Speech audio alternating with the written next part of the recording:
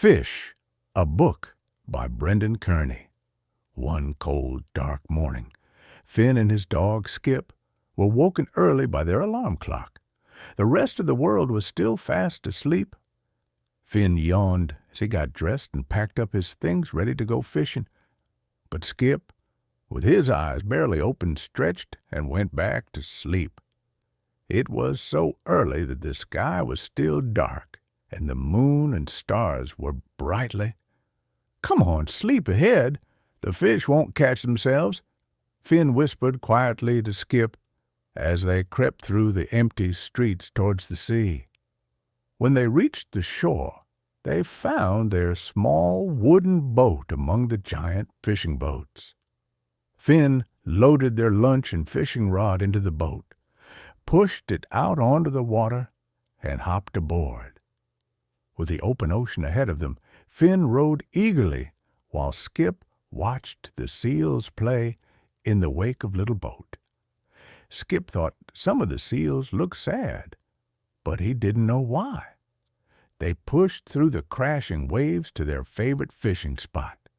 Finn cast out his fishing line as far as he could, and they waited and waited, but not a single fish tugged at the line. The ocean appeared to be empty as far as the eye could see. Suddenly, Skip spotted something bobbing in the waves, and with a huge splash, he jumped in to investigate. After some time, Skip scrambled back into the boat, holding a ball he had rescued in his mouth. Litter flew everywhere as he shook himself dry. "Ugh, Skip! Look at all that rubbish. There are plastic bags and bottles everywhere," Finn cried with disgust. "Where are all the fish?" Finn wondered as he scooped his net through the water. Every time he pulled it out, he was disappointed to find it filled with rubbish. Before long, the small boat was almost sinking under the weight of all the things they had pulled from the sea.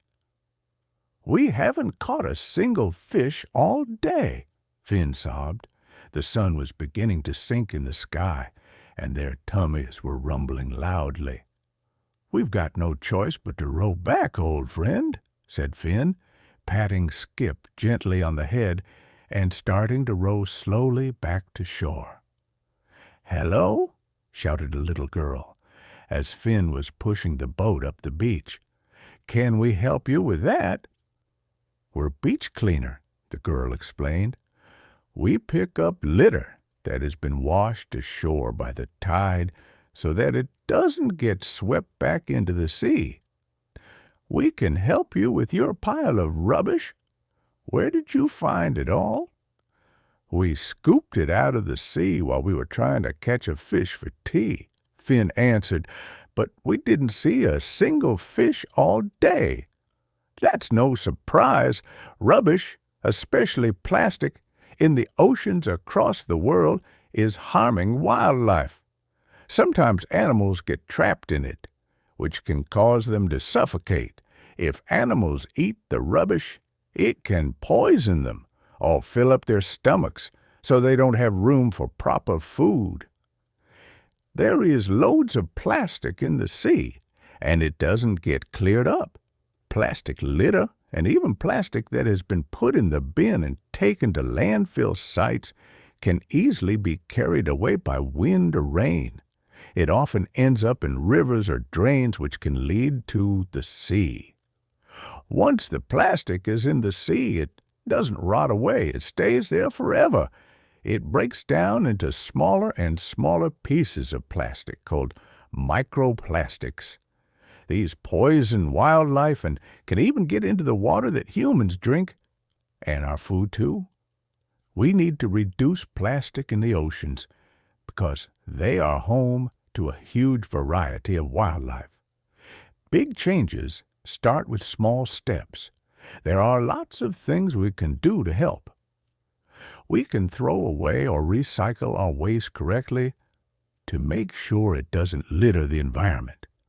We can repair and reuse our old things Instead of buying more and throwing it away into landfill, we can use other things in a different way if they can't be mended.